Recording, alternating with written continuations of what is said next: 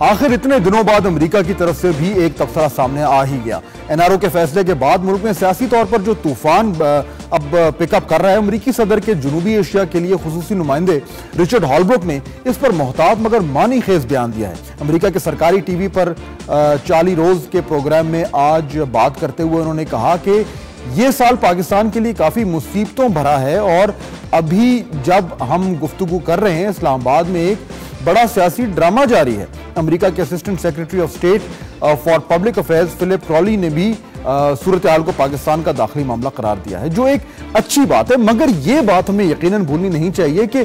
کوئٹہ شورا، Haqqani net work اور بلوچستان تک حملے بڑھانے کی باتیں صرف پچھلے ہفتے تک ہر سیاسی بحث کا حصہ تھیں۔ کل ہی جنرل اشفاق پرویز کیاری نے صدر مملکت اور وزیر اعظم سے بھی ملاقاتیں کی اور جو مختلف سلامتی امور ہوتے ہیں ان پہ گفتگو کی۔ قومی سلامتی کی صورتحال اور حکومت کے اوپر جو بڑھتا ہوا دباؤ ہے، اس سے ملک کو کتنا خطرہ ہو رہا ہے، اور کیا ہم اپنی اندرونی معاملات میں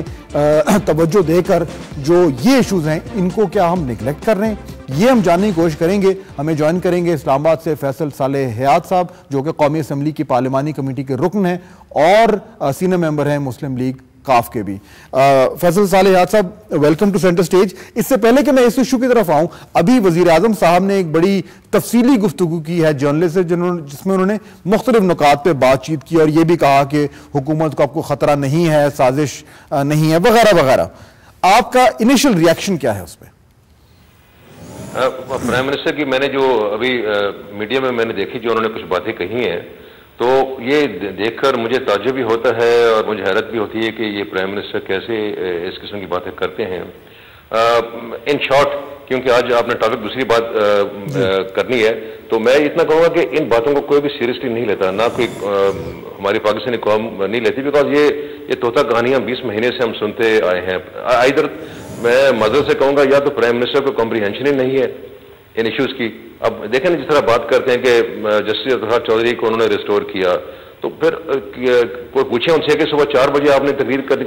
کی کیا ضرورت تھی آپ کو، اور پھر کرپشن کی باتیں کرتے ہیں کہ کرپشن جو ہے اس کے خلاف میں نے اقدامات کرنے ہیں۔ آپ اپنے پرائم منسٹر کو، میں نے خود ان کی اسمبلی میں کہا تھا کہ آپ اپنے مجھے ایسیٹس خود بتائیں کہ آپ کے اپنے ایسیٹس کیا ہیں۔ آپ کی 35 ایکڑ زمین ہے جو آپ نے ڈکلیئر کی ہوئی ہے، اور آپ نے صرف لاہور ڈیفنس میں 20 کروڑ کی 2 گھر اپنا آپ کی ملکیت ہیں، تو یہ اس قسم کی تضادات ہیں، تو کون ان کو سیریسلی لے گا پرائم منسٹر کو؟ مجھے صرف یہ بتائیں اس سے پہلے کہ ہم اپنے اصل ایشو پہ چلیں، ایک بالکل مختصراً، حکومت کا یہ سمجھتی ہے کہ ایک ان کو نکالنے کے لیے تلے ہوئے لوگ، سازش ہے، حکومت کو واقعی میں کوئی خطرہ ہے آپ کے خیال میں؟ میرے خیال میں حکومت کو کوئی خطرہ ہونا نہیں چاہیے، اور میں اس لیے کہتا ہوں کہ جتنے بھی پولیٹیکل ایلیمنٹس ہیں پاکستان میں اس وقت، جو ماضی میں جو آپ نے دیکھا کہ جو کہ کنسپائر کرتے تھے یا جو سازشوں میں شریک ہوتے تھے، وہ تمام کے تمام اس میں ہم اپوزیشن میں بیٹھے ہوئے ہیں۔ نون لیگ جو ہے وہ ایک نورا کشتی ان کی ہے، بٹ کہنے کو بھی اپوزیشن میں کوئی بھی حکومت کو، اس موجودہ پیپلز پارٹی کی حکومت کو ڈیسٹیبلائز نہیں کرنا چاہتا۔ اس سے زیادہ خوش نصیب حکومت اور کوئی ہے ہی نہیں۔ اگر یہ ڈیسٹیبلائز یہ ہو رہے ہیں تو صرف اپنے کرتوتوں کی وجہ سے ہو رہے ہیں، اپنے اقدامات کی وجہ سے ہو رہے ہیں، اور ان کو باہر سے کسی قسم کو خطرہ نہیں ہے۔ ٹھیک ہے، اچھا، سوال تو اور بھی ہے مختوم صاحب، لیکن اب میں دوسرے ٹاپک پہ آنا چاہوں گا کیونکہ وہ بھی شاید اس سے بھی زیادہ اہم ہے، اور وہ یہ ہے کہ جو دہشت گردی ہو رہی ہے، جو قومی سلامتی کے ایشوز ہیں، وہ کئی دن سے بالکل ڈی فوکس ہوئے ہوئے ہیں، کیونکہ ساری قوم، سارا سیاسی قیادت اور شاید سارا میڈیا بھی جو ہے وہ فوکس کر رہا ہے این آر او کے ایشوز پر۔ اس حوالے سے پچھلے دنوں بہت اہم بریفنگ ہوئی، اور اس میں جو وزیر خارجہ صاحب انہوں نے بریفنگ دی، وہ بریفنگ میں آپ بھی موجود تھے۔ اس کے بریفنگ کے بعد آپ کا کیا اسیسمنٹ ہے کہ جتنے خطرات ہیں، حکومت کی واضح پالیسی نظر آ رہی ہے آپ کو؟ یہ بریفنگ 2 دن پہلے ہوئی تھی فارن افیئرز کمیٹی کی، تو اس میں فارن منسٹر نے بڑی ایک کمپریہنسو ڈیٹیلڈ انہوں نے اپنی پریزنٹیشن دی ویزاوی یو ایس پالیسی افغانستان میں جو وہ بنا رہے ہیں، اور اس کا امپیکٹ پاکستان میں ان کے پاکستان کے بقول، ہمارے فارن آفس کے بقول کیا ہو سکتا ہے۔ تو وہ بریفنگ کے بعد، کیونکہ ٹائم کم تھا، اس بریفنگ کے دوران ہی بہت سارے ایسے سوالات ابھرے، جس میں ایک بڑا اہم سوال یہ تھا، جس میں خود فارن منسٹر نے اقرار کیا کہ جو ابھی حال ہی میں جو یہ سرج ہو رہی ہے فورسز میں، یو ایس فورسز کی، جولائی 2010 تک 30,000 مزید فورسز افغانستان میں یو ایس کی پہنچ جانی ہے، ऑलरेडी उनके वहाँ 70,000 फौज मौजूद है, तो 1 लाख उसकी फौज हो जाएगी, नेटो की फौज मिला के तकरीबन ये 1.5 लाख के लगभग ये फोर्सेस बन जाएंगी, तो उसका फॉल आउट जो है पाकिस्तान पे नेगेटिव हो सकता है। कुछ उन्होंने वजाहत की कि नेगेटिव कैसे होगा? जी, बहुत सारी बातें उन्होंने हमें बताई कि नेगेटिव जो उसके मुख्तलिफ नेगेटिव से उन्होंने स्पेल आउट किया अभी,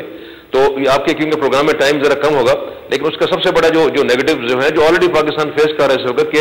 हमारे यहाँ इंस्टेबिलिटी और ज्यादा हो चुकी है, हमारे यहाँ दहशतगर्दी और ज्यादा बढ़ चुकी है, सुसाइड बॉम्बिंग्स और ज्यादा बढ़ चुकी हैं, और जो एक बहुत इंपॉर्टेंट बात थी जिसको वो पूरी तरह एक्सप्लेन शायद इसलिए नहीं कर सके कि टाइम कम था, कि जो ड्रोन अटैक्स हो रहे हैं, इन ड्रोन अटैक्स का जो दायरा है, और ये इसलिए ये बात हुई क्योंकि मैंने भी ये पॉइंट आउट की कि न्यूयॉर्क टाइम्स ने भी ये रिपोर्ट किया है और अभी गार्डियन में भी ये रिपोर्ट आई है, और वॉइस ऑफ अमेरिका के अपने जो रीजनल प्रोग्राम्स हैं उसमें भी ये वाज़ेह तौर बात सामने आई है कि प्रेसिडेंट ओबामा ने अपने लैंड फोर्सेस को और अपने दीगर सिक्योरिटी इदारों को ये ऑर्डर दे दिया है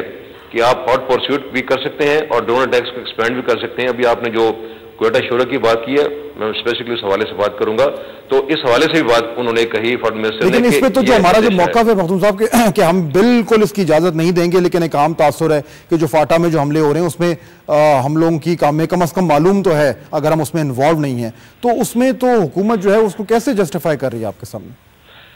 ये तो अब क्योंकि इस कमेटी का जो इजलास था ये इनकंक्लूसिव था, बहुत सारे सवालात मैंने तो जैसे आपको मैंने पहले कहा कि हमारा ये फैसला हुआ कि जनवरी के पहले हफ्ते में हम दोबारा मिलेंगे, और ये जो खदशात हैं जो कुछ थोड़े से मैंने आपके सामने जाहिर किए, इसके अलावा और बहुत सारे हैं, ये हम मिनिस्टर के सामने और फॉरेन ऑफिस के सामने पेश करेंगे, कमेटी के सामने, और उसका हमें वो जवाब देंगे। लेकिन जो मुझे बात नजर आती है कि मुख्तलिफ हवाले से जो हमें बताया गया उस ब्रीफिंग में कि पाकिस्तान ने अफगानिस्तान के इशू को बायलैटरली भी,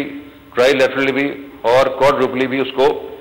टेकअप किया हुआ है, यानी मुख्तलिफ एक्सेस बने हुए हैं, पाकिस्तान टर्की का, पाकिस्तान अफगानिस्तान, पाकिस्तान ताजिकिस्तान, ईरान के मुख्तलिफ एक्सेस बने हुए हैं। लेकिन अभी तक उस किसी भी एक्सेस का या किसी भी ट्राईलैटरल जो हमारे फोरम्स हैं, किसी का अभी तक कोई ऐसी बात सामने नहीं आई जिससे कि हम इन चीजों को, पाकिस्तान पे जो इम्पैक्ट हो रहा है, जो नेगेटिव इम्पैक्ट हो रहा है, उसको दूर किया जा सके। तो लेट्स वेट एंड सी कि जी अगले माह जो मीटिंग होगी उसमें हमारे अफिडेंस सामने आएंगे, और अगर हमें कोई जवाब दे सके उस बारे में तो पता लग जाएगा। और फिर भी इंशाल्लाह आपसे बात करेंगे। मखदूम फासिल सालेहात, बहुत शुक्रिया हमें ज्वाइन करने का। एक पैरेलल ये हमारे दो ट्विन चैलेंजेस हैं पाकिस्तान के लिए कि जो दहशतगर्दी है, अफगानिस्तान में जंग है, अमेरिकियों की सर्ज है, ड्रोन हमले हैं, और उसके साथ साथ हमारी अंदरूनी हालात जहाँ पे इस वक्त सूरत हाल जो है वो आज वज़ीर आज़म की प्रेस कॉन्फ्रेंस के बावजूद कुछ सुलझ नज़र नहीं आ रहा कि उसका कोई सोल्यूशन सामने आ रहा है, या कुछ जो कशीदगी है वो कम हो रही है। मेजर चैलेंजेस हो पाकिस्तान आने वाले दिनों में। ब्रेक का वक्त हुआ है, प्रोग्राम जारी है, वापस आएंगे तो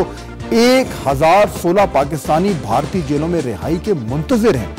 उनकी दाद रसी कौन करेगा, जानने की कोशिश करेंगे इस ब्रेक के बाद।